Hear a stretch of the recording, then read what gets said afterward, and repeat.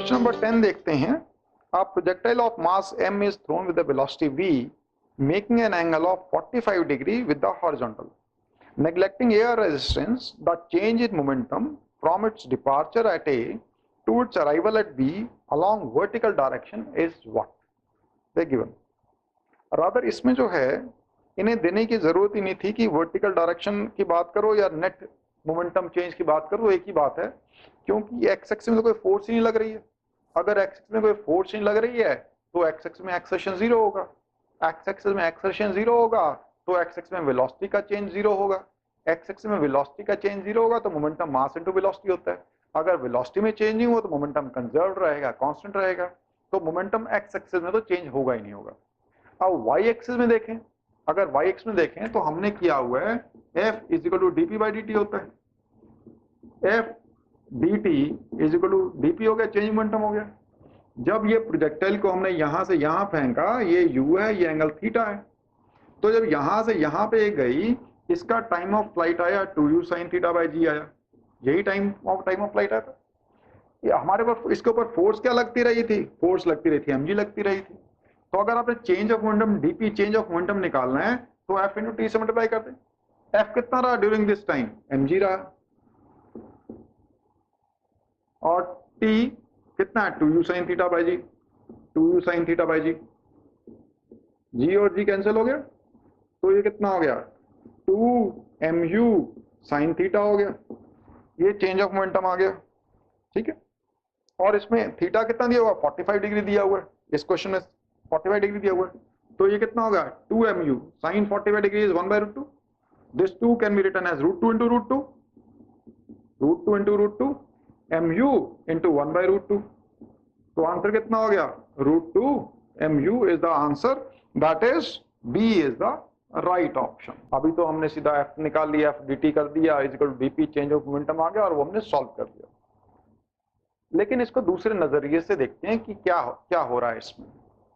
यहां पर ये u है, ये एंगल थीटा है, तो ए और बी पोजीशन पर, जब ये यहां से बी पोजीशन पर पहुंचा, ये बॉडी पहुंचती है, तो पहले बात करें वेलोसिटी सेम होगी क्या या नहीं होगी। हमें पता है कि यहां पर ए और बी में mechanical energy at A should be mechanical energy at B, और मैकेनिकल एनर्जी होती है वो होती है potential energy plus kinetic energy होती है। यहां से जब ये बॉडी यहां गई तो उसकी मैकेनिकल एनर्जी तो कंजर्व्ड है, कांस्टेंट है, तो इसका मतलब बॉडी की जो मैकेनिकल एनर्जी यहां पे है वही इस बॉडी की मैकेनिकल एनर्जी यहां पे है। अब दोनों में लेवल देखें, लेवल तो ये सेम है, रेफरेंस लेवल सेम है, तो पोटेंशियल एनर्जी दोनों केस में सेम होगी, मैकेनिकल एनर्जी दोनों जगह बराबर है, पोटेंशियल एनर्जी दोनों जगह बराबर है, इसका काइनेटिक एनर्जी यहां पे और यहां पे बराबर ही होगी, अलग तो हो ही नहीं सकती है। तो अगर काइनेटिक एनर्जी दोनों जगह बराबर होगी, और काइनेटिक एनर्जी होती है हाफ mv² होती है, half into m mass into velocity square. अगर यहां पर और यहां पर काइनेटिक एनर्जी बराबर होनी है तो हाफ mv² बराबर होना है। इसका जो वेलोसिटी u यहां पे होगी वही वेलोसिटी यहां पे u होगी, तो वेलोसिटी जो है ये और ये यहां की वेलोसिटी बराबर होगी।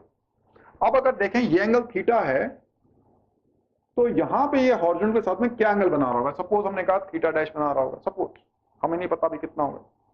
हमने कहा एक्स एक्सिस में जो है, एक्स एक्सिस में वेलोसिटी सेम रहती है, क्योंकि एक्स एक्सिस में कोई फोर्स नहीं लग रही होती है, सारी की सारी फोर्स mg वाई एक्सिस में लग रही होती है, तो mg का component along x axis zero हो जाता है, क्योंकि mg है प्योरली वाई एक्सिस में, वाई एक्सिस की किसी भी vector component along x zero होता है, तो एक्स एक्सिस में फोर्स हो गई जीरो हो गई, एक्स एक्सिस में फोर्स जीरो हो गई तो एक्स एक्सिस में एक्सेशन जीरो हो गई, एक्स एक्सिस में एक्सेशन जीरो हो गई तो एक्स एक्सिस में वेलोसिटी का चेंज जीरो हो गया, इसका मतलब एक्स एक्सिस की वेलोसिटी सेम रहेगी। तो यहाँ पे अगर ये वाला कंपोनेंट इसका u cos थीटा है, और अगर ये u है, ये थीटा डैश है, तो ये कंपोनेंट हो गया u cos थीटा डैश हो गया। अब एक्स एक्सिस में तो वेलोसिटी चेंज होनी नहीं है, इसका u cos theta should be equal to u cos theta dash. अगर इसको और इसको बराबर होना है, u और u बराबर है, इसका theta should be equal to theta dash, इसका मतलब theta is equal to theta dash. इसका ये एंगल कितना हो जाएगा? इसका मतलब ये एंगल भी थीटा हो जाएगा। यहां तक ठीक है? इसका मतलब ये एंगल भी थीटा हो गया।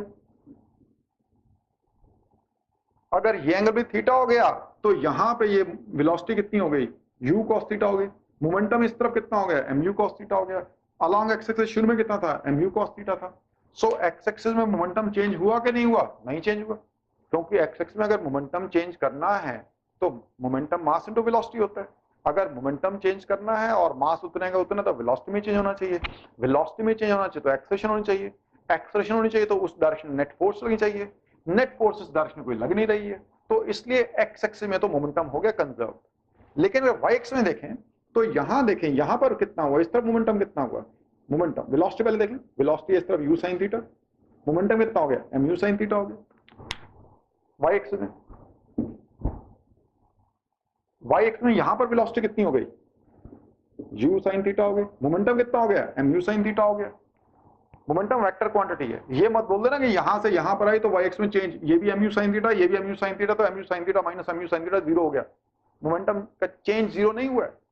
अब इसमें एम यू साइन थीटा है, ये इनिशियल मोमेंटम है, ये फाइनल मोमेंटम है, तो एम यू साइन थीटा अगर नीचे की तरफ ने पॉजिटिव ले लिया, M U sine theta minus minus M U sine theta, ऊपर की तरफ नेगेटिव लिया जाएगा, जैसे मर्जी कर लो, तो कितना हो गया 2mu sine theta, sine theta कितना दिया हुआ है 45 डिग्री दिया हुआ है, कितना हो गया 2mu sine 45 1/√2 is equal to once again √2mv, answer आ गया।